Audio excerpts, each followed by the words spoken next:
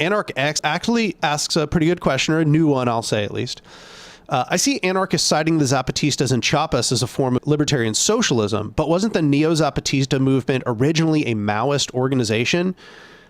Yes, it began as what's called the FLN. So the FLN was in the city centers in Mexico, specifically, I think, mostly in Mexico City, as I understand it. It began as a Maoist insurgent guerrilla group, and it was a vanguard. I would say it was most influenced by not only Maoism, but Folkismo in Cuba.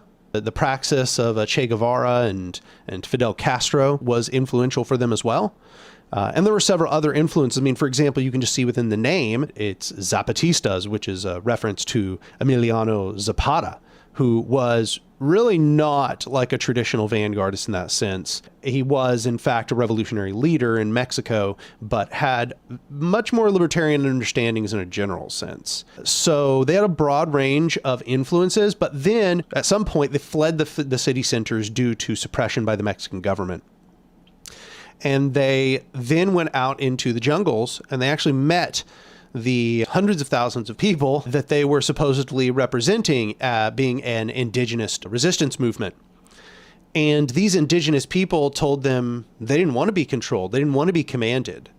Yes, they were happy to be spurred to revolutionary militant action against the Mexican state and in resistance of the economic warfare that was being carried out against them, but that they were not going to be controlled. And in this process, the Zapatistas were transformed. The EZLN, instead of being a vanguard group that carried out tactics like Maoism or Folkismo, like in Cuba, they instead became a subservient organization to an enormous array of horizontal council bodies.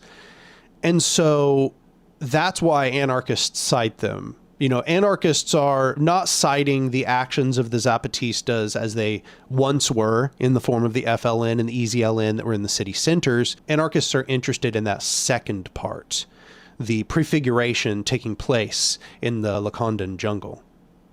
So there you go.